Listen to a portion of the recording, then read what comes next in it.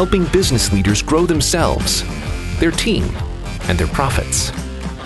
This is EntreLeadership. Now, here's your host, Ken Coleman. Coming to you from the Music City, this is the broadcast of Leaders by Leaders for Leaders. Thank you so much for joining the conversation. Here's what's coming up.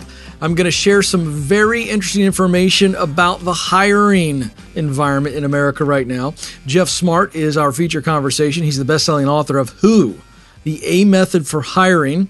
We're going to give you a new EntreLeadership tool on hiring makeovers, and of course, some other goodies from Infusionsoft. Hey, we want you to share, like, and subscribe to help us grow our show. All right, let's get right to this. I want to open up today. Obviously, we've got a theme of this episode on hiring. And I want to start it off with an article that I recently read in the Wall Street Journal. Now, this is really important. I want you to lean into this and understand that there are a couple asterisks in this article that I'm going to share with you. Okay, so here's the context right now in America in 2018. Number one, we've got more jobs that are available than there are people who are unemployed. So that is flipping the whole supply demand. And so what's going on is this is a great time for people who want to be employed, right? I mean, they can go in and say, hey, this is how it is. This is what I want. If you don't want to give it to me, that's fine. But we have companies that are growing. The economy is doing very, very well, and they need talent. They're having a hard time finding talent because people aren't unemployed. So bottom line is it's a good time to be a worker in America. So how does that affect you? I want to go to this article by Kelsey G, I believe is her name, in the Wall Street Journal. And I read this just a few Sundays ago, and this is really important for you to understand what's going on so you don't get caught off guard. Employers say they are abandoning preferences for college degrees and specific skill sets to speed up hiring and broaden the pool of job candidates. So in the past, it's always been about two things as an employer. You put out, here's your education that's required, and here is the experience that we need. Don't even bother us. Don't come calling if you don't have this education and this experience. And I'm telling you, that's still the case in a lot of places, but in even more places, and it's growing, they're starting to go, wait a second. If you're a quality person, you don't have to have the experience or the education. I can teach you how to do the job. Which, by the way, can we just pause for a moment? This is how you ought to be, EntreLeader, anyway. Don't fall into the trap of telling somebody they got to have this degree, which you and I both know is virtually worthless. Can I get an amen somewhere out there in podcast land? Or don't make them say, well, I've got to have this amount of experience. Wait a second. When you started something, EntreLeader, a long time ago, how much experience did you have? That's exactly right. None. So let's focus on quality people, great character, with some raw talent, and we'll teach them the skills. That ought to be your mindset no matter where the economy is. All right, back to the article. Quoting from the article, Amy Glazer, Senior Vice President of Adecco Group, which is a staffing agency that has about 10,000 companies that are their clients that are using Adecco to search for employees. So Amy knows what she's talking about. She said, candidates have so many options today. If a company requires a degree, 2 rounds of interviews, and a test for hard skills, candidates can go down the street to another employer who will make them an offer that day. So why am I sharing with you this article? Because I think you're in competition for good people. And the environment right now, folks, has shifted.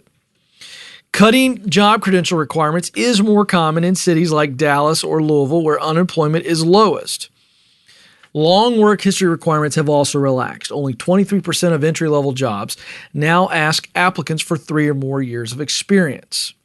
Through the end of last year, another 1 million new jobs were opened up to candidates with no experience necessary, making occupations like e-commerce and analyst, purchasing assistant, and preschool teacher available to novices and those without a degree. To attract more entry-level employers, here's an example. Toy maker Hasbro has divided 4 marketing jobs, which it previously designed for business school graduates with MBAs, into 8 lower-level positions. Now, I want to press pause. Why are you telling me this, Ken? I'm going to tell you why. This is an example. If Hasbro figured it out, maybe you should too.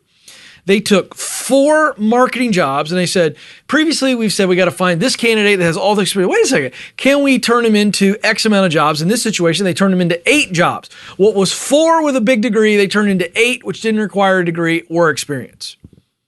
The new full-time roles included a marketing coordinator, retail planning analyst, and trade merchandiser, all involving more routine activities supporting higher-level staff in the division.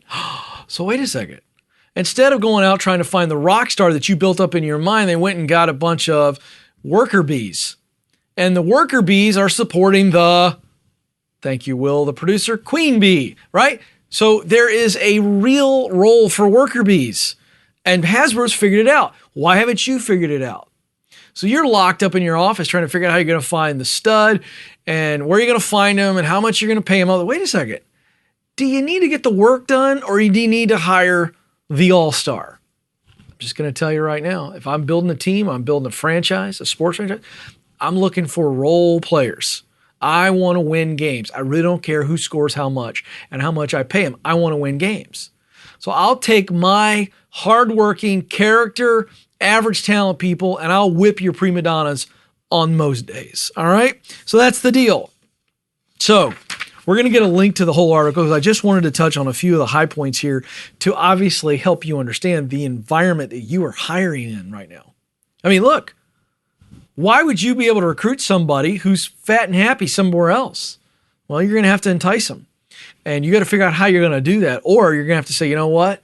Instead of trying to entice a fat cat who's loving life, maybe I go get somebody who's really hungry and I'll teach them and I'll beat the fat cat every day of the week and twice on Sunday. All right, let's get to our feature conversation.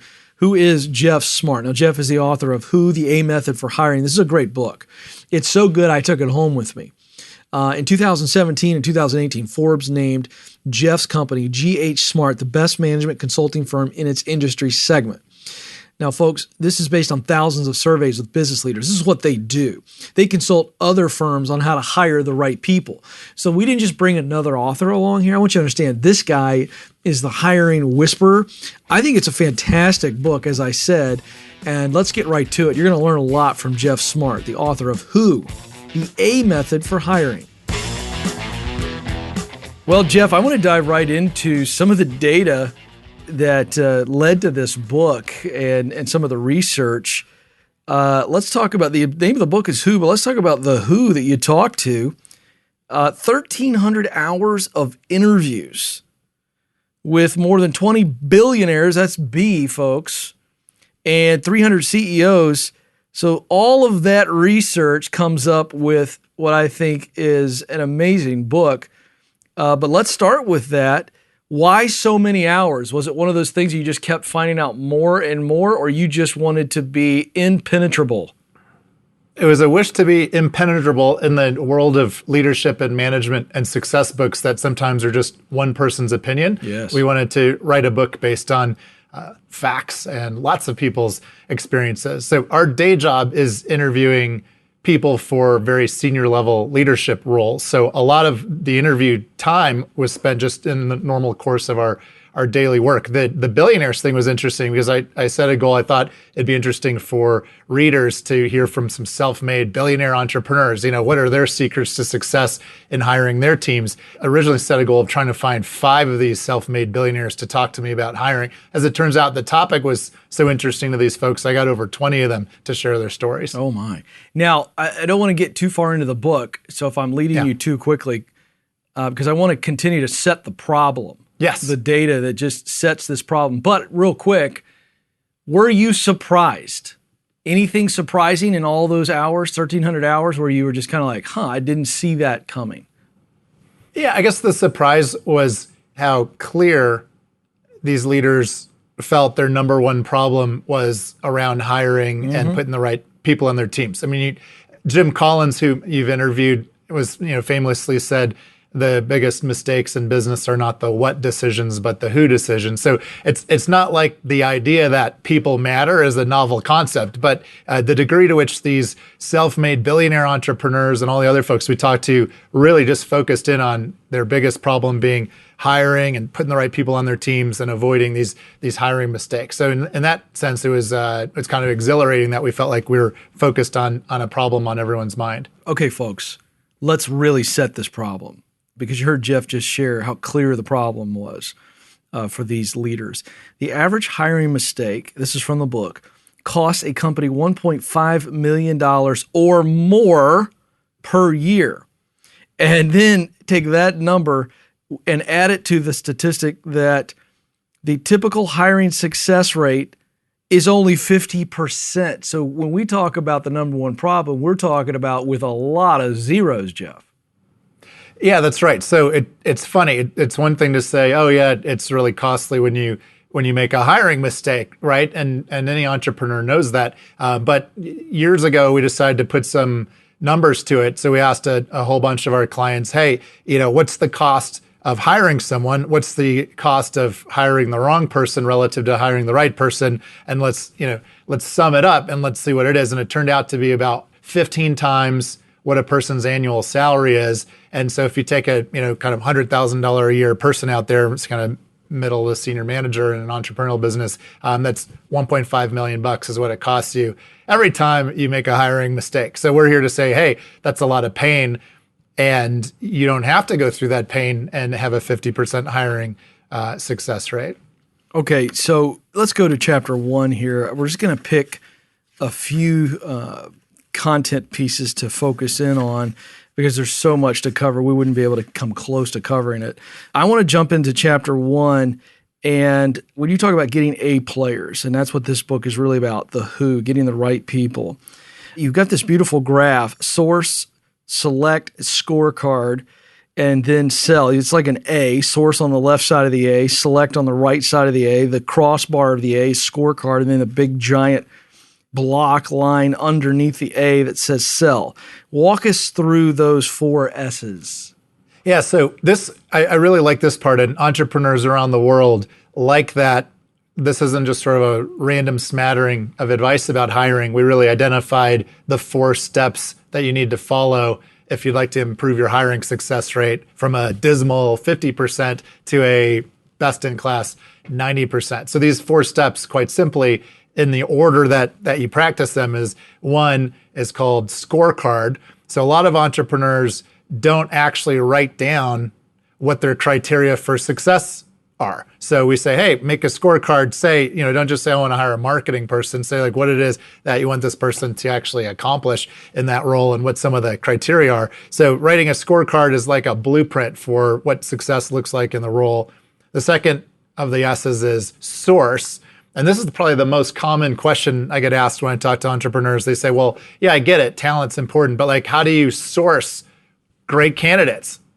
And so we asked all these billionaire entrepreneurs this and a bunch of other folks, and we have a point of view on how to most time efficiently source good talent. And the third part is actually, I think, the hardest step, Ken, which is how do you select the right person? Because people don't always turn out to be who you think they are, right? When you're in an interview process. So, what are the best practices for selecting the right person? And then finally, the last of the steps we call sell, which is how do you sell the person that you decided to hire?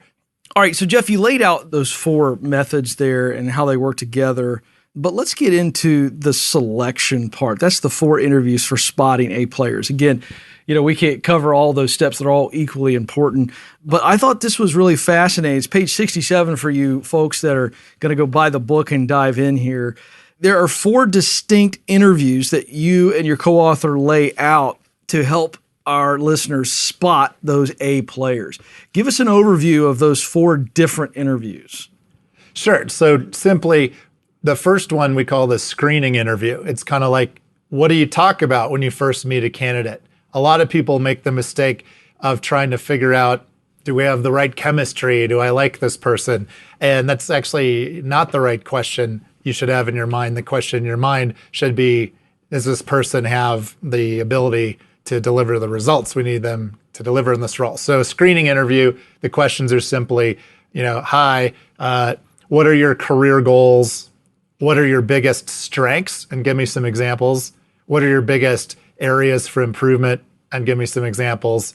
And then, oh, hey, tell me about your last few bosses. What would they say were your biggest strengths and weaknesses, and how highly would they rate your performance in those jobs? This is like a 30-minute interview, Ken, that gives you all the data you need to weed out a whole lot of folks who aren't a good match for a variety of reasons. And the goal is to, we say, gong fast. If it becomes clear someone's not a good candidate, there's just not a good fit, you want to move on. You don't want to make the mistake a lot of entrepreneurs make by sort of saying, I like this person, let's bring them into our office and have them meet a bunch of people and take up a bunch of time. So that's the screening interview. That's the first one. Other couple interviews are pretty straightforward. The one that's not straightforward, we call it the who interview.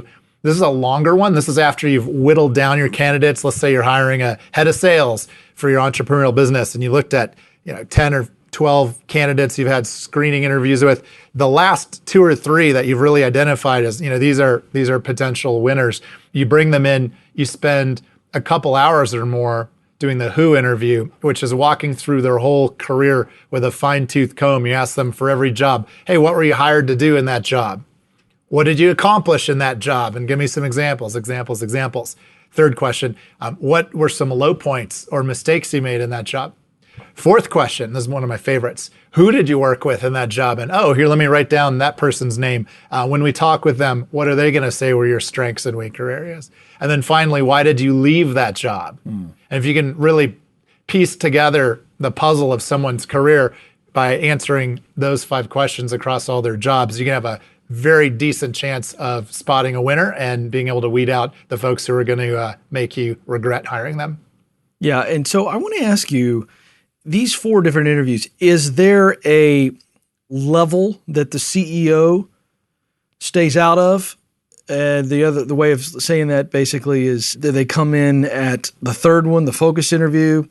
Where does the leader decide where he or she should best be if it's a team-based interview? I know at Ramsey Solutions, we have multiple interviews, so you got a lot of different people. I'm curious, with these billionaires and these CEOs, where are they at in these 4?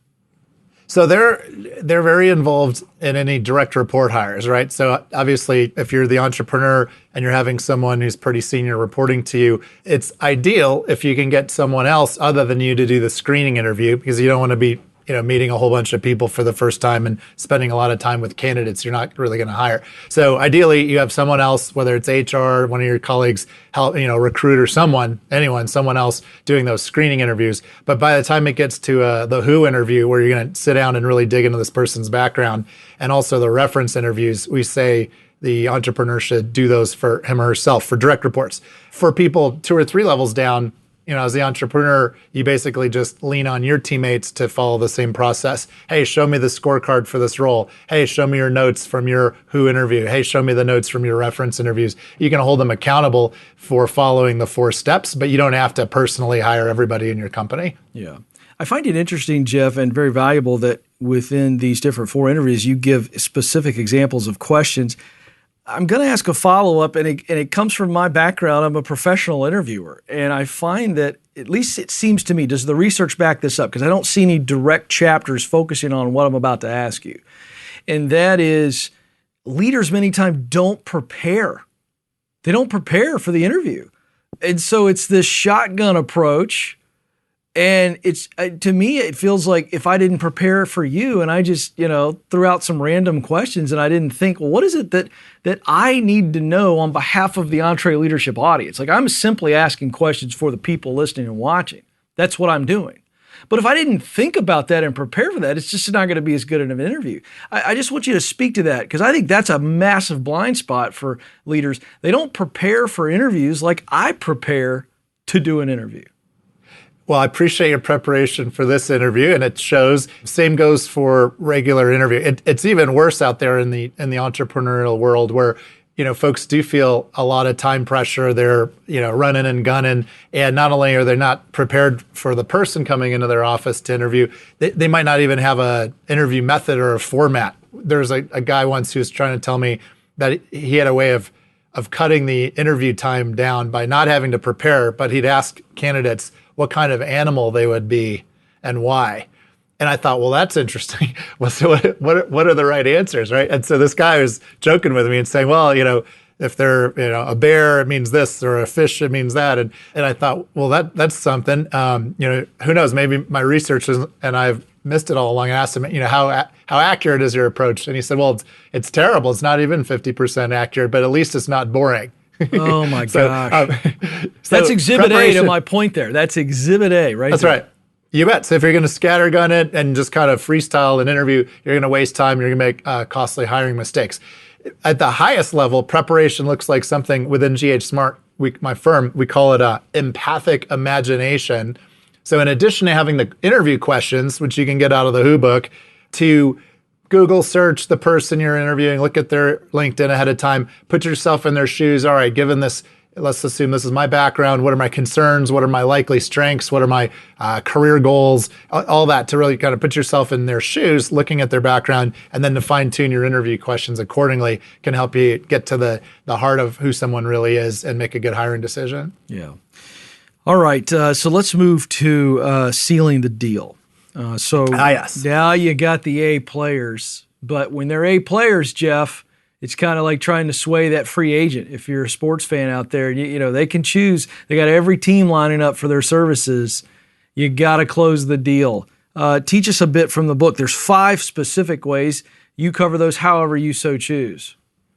Yeah. So I asked these billionaire entrepreneurs, I said, hey, not only how'd you hire your best people, but then how'd you convince them to join your company?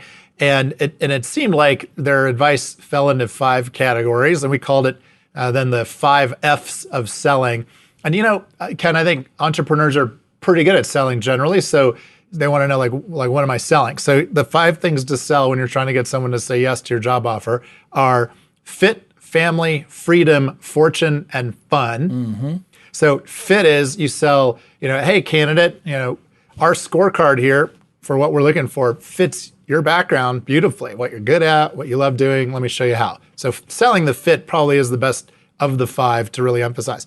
The next one, family. This doesn't mean asking people illegal questions like, are you planning on starting a family or anything like that? So you don't want to ask people that. Don't ask anybody whether they're pregnant or planning to become pregnant. These are stupid questions, illegal questions. That's not what this is about. What this is about is saying, hey, are significant others in your life supportive of your taking a job at my company? And if you're trying to hire someone away from a big company to a small entrepreneurial company, you better make sure you have, other key advisors or significant others in this person's family on board. Otherwise, they're not going to come. Next is fortune, which is, I found entrepreneurs sometimes paint this overly rosy picture of, oh, you're going to make a ton of money if you come join my company. I think what's more important than painting a really optimistic, rosy picture is to paint a more practical picture. Hey, my first CFO, and this is a true story. I was telling this guy, Ron, oh, you're going to make a ton of money here at ghSMART. And he said, well, that's lovely, but I need to save for college and pay the mortgage. Like, how much money can I expect if we're successful? So what I did with this guy, and this is a great piece of advice for other entrepreneurs, is grid out with your key hires. Hey, look, your income, your cash and bonus, et cetera, is going to increase as we increase the revenue and profits of our business, boop, boop, boop, like this. So we made a grid. And as we grew the business, I increased the base and bonus and stock grants of this key hire, right on plan. I was able to hire him. Whereas if I was more vague, I don't think he would have said yes. Let's see here. What are some of the other ones? We got freedom and fun. Yeah, all right. So freedom's important because everybody, it seems these days, doesn't want to be micromanaged. They want to be able to be held accountable for results, not the how, but the what. And so just emphasizing to candidates, hey, look, you're really good. We're going to agree on goals, and then we're going to have at it. And you're going to have a lot of autonomy and freedom to make it happen. And then the fun part is, it's not parties on a Friday or foosball or that kind of thing, but really what's the most fun part of your culture of the actual day-to-day work, and then really emphasizing that. So if you sell the fit, family, fortune, freedom, and fun, you are essentially covering all the bases of the things people most often look for when they're saying yes to a job. All right. So again, given a great overview, because this book is just chock full of practical goodness. Chapter 6 is your greatest opportunity. Why do you entitle it that? Because, I mean, as soon as I turn through there, I see, okay, how to install the A method. We're going to get to that in a minute. But why do you call it your greatest opportunity? Yeah, so it's hiring stinks for a lot of people. They hate it. It's a pain. They get it wrong. It's expensive, right? So I think the topic of hiring carries with it this almost like PTSD space in entrepreneurs' minds. So we try to shift it from this is your biggest problem to this is your biggest opportunity. Imagine if you could improve your superhero powers to get it right, not half the time, but 90% of the time. Just like imagine what that'll do for your business and growing it. So it's kind of like a final pep talk on, hey, look, get good at this. Not many people are good at it. If you can get really good at hiring, you're going to be able to make more money, have more impact on the world, have less hassles and pain and suffering as you go. And and we're not the only ones, and the people in the book aren't the only ones saying this. Richard Branson, if you're a big Richard Branson fan, he's a pretty cool entrepreneur. In his last book, he said hiring is your biggest opportunity for success in building your business.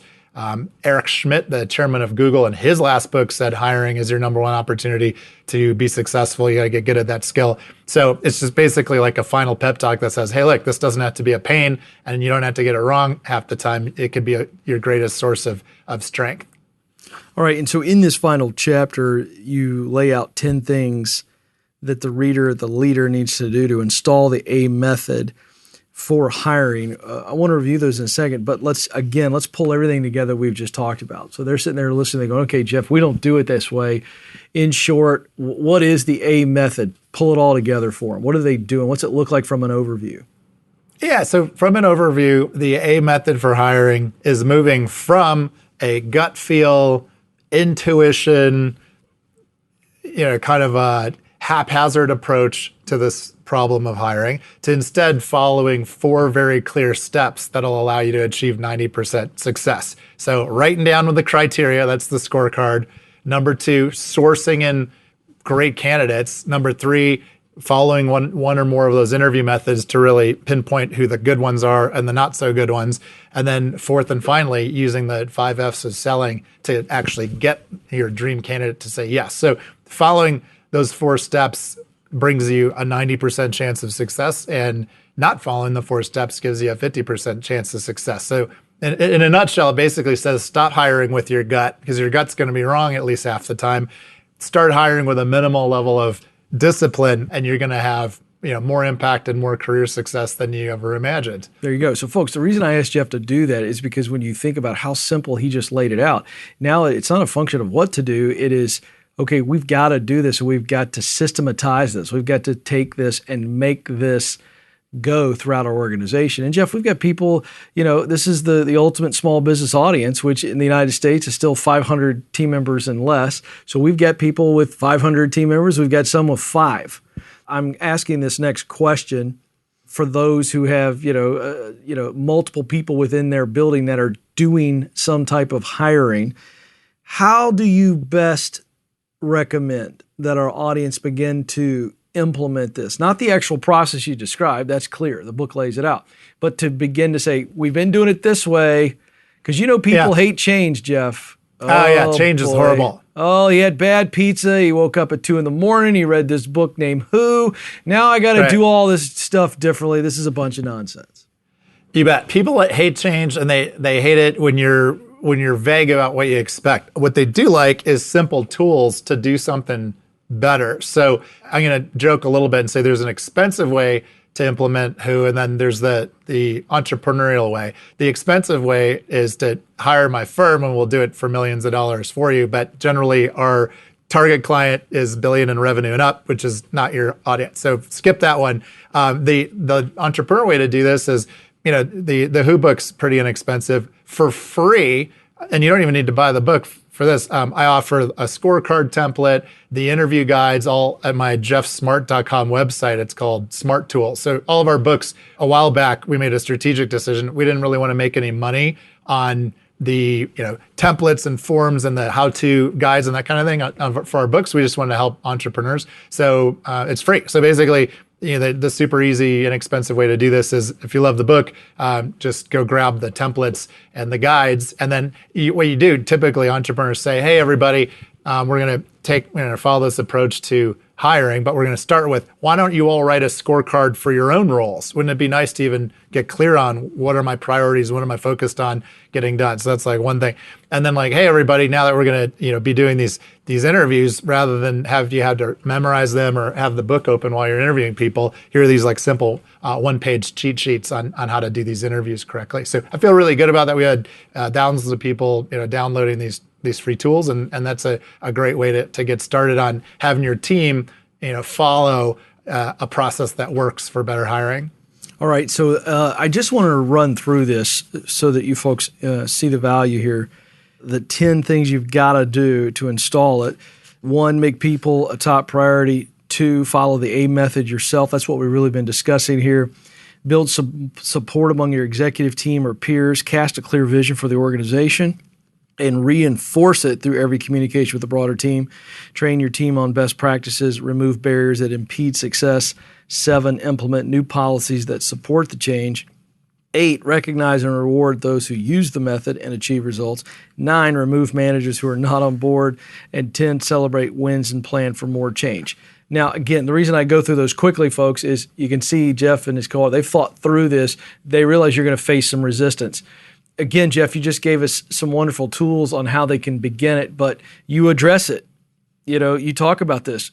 Number 4 is cast a clear vision. They need to stand up and say, all right, this is why we're doing this, and make the case. Right. Then they got to train the team and everybody kind of get on board and go, this is how we're going to do it. And again, you've given them the tools to be able to implement it. But I want to focus on 6 and 7, removing barriers that are impeding the success of this new system. And 7, implementing new policies that support this systematic change. I just want you to teach a bit on those, that left hook or the right jab, whatever you want to call it. Yeah, so the left hook is removing obstacles. So sometimes entrepreneurial companies have these existing hiring processes that need to get blown up. So I remember one company was telling me, oh yeah, we have over 10 of us are involved in every interview.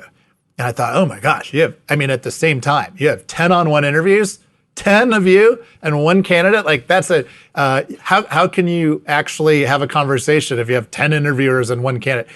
Likewise, another entrepreneurial company told me that they save time by bringing in a dozen or so candidates and then giving them kind of live fire case studies to wrestle through, and you're supposed to watch and see which ones act like team members and which ones act like jerks.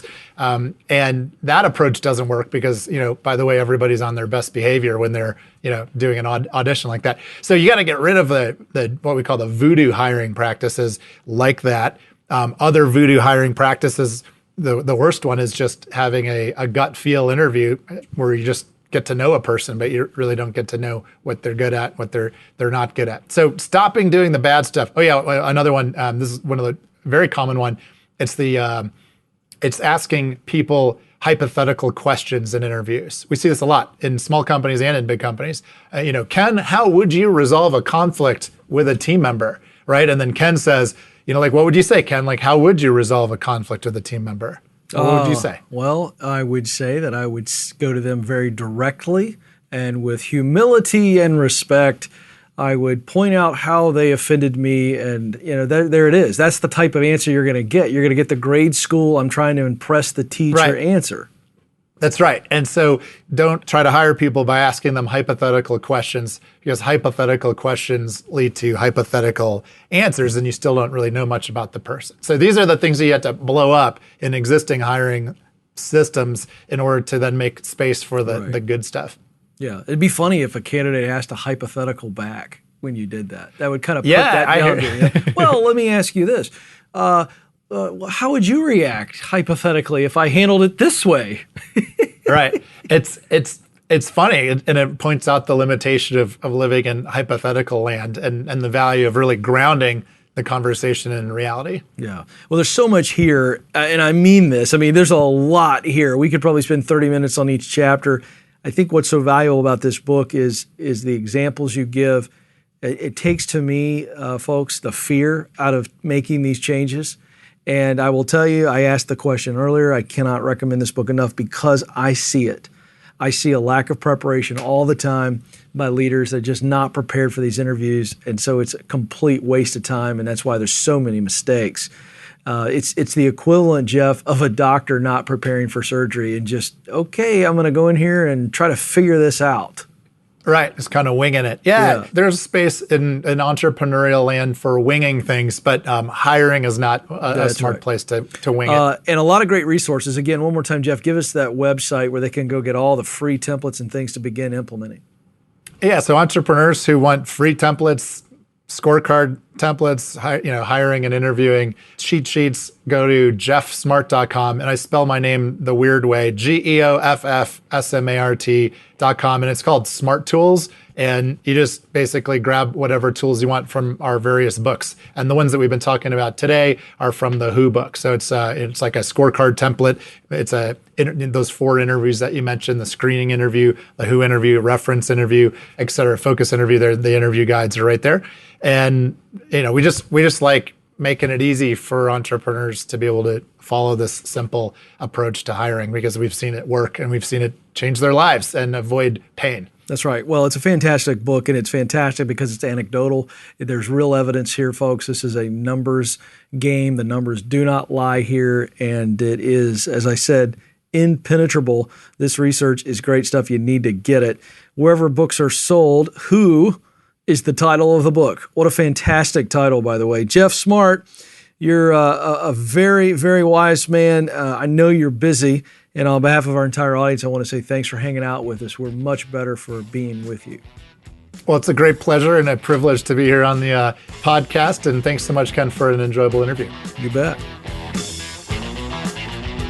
Big thanks to Geoff for hanging out with us. Again, the author of the book, Who, the A Method for Hiring. You need to go get it, digest it, and implement it. All right, let's give you some resources from the EntreLeadership team. I talked about this at the top of the program. This week's tool is the 1-week hiring makeover. Now, this is brand new, never released this before.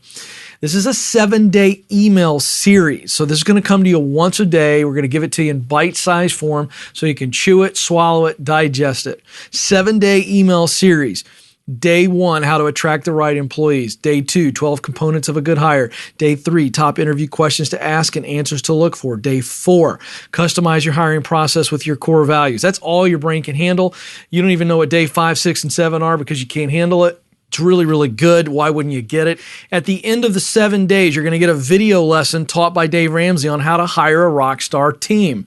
He is the mogul of all moguls. He knows how to hire rock stars. This is incredible value. Listen, folks, we're not giving this to you for free.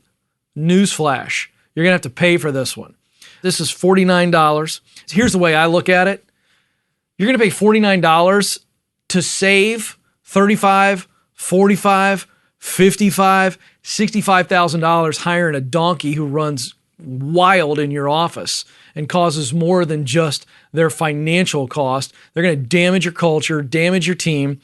So they're giving it to you $49. It's actually a pretty good deal. Go to EntreLeadership.com/hiring makeover. That's EntreLeadership.com/hiring makeover. How about Infusionsoft this episode, bringing you another great tool. It's called Collect and Consult. How to use a lead magnet to drive consultation. Now, this is about value, value, value.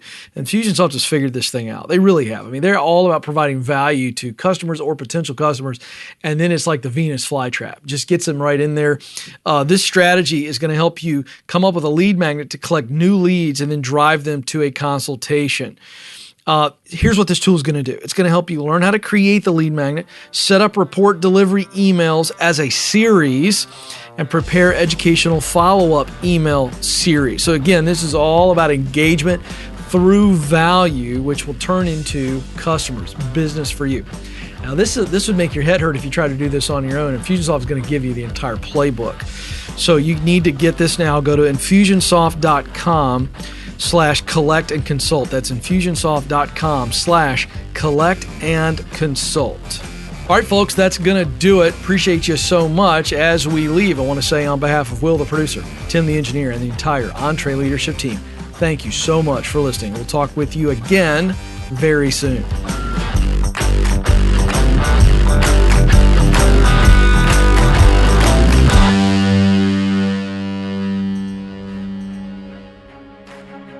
Hey folks, I want to make you aware that we have other great podcasts from Ramsey Solutions. Here's a sample of The Ken Coleman Show. According to a recent Gallup poll, nearly 70% of Americans are disengaged at work. If you dread going into work every Monday morning and you're just trying to make it to the weekend, The Ken Coleman Show is for you. Everyone has a sweet spot. Your sweet spot is at the intersection of your greatest talent and greatest passion. We will help you discover what it is you were born to do, and then we'll help you create a plan to make your dream job a reality. You matter, and you have what it takes. Join the conversation on The Ken Coleman Show. To hear full episodes, just search Ken Coleman in iTunes or go to kencolemanshow.com.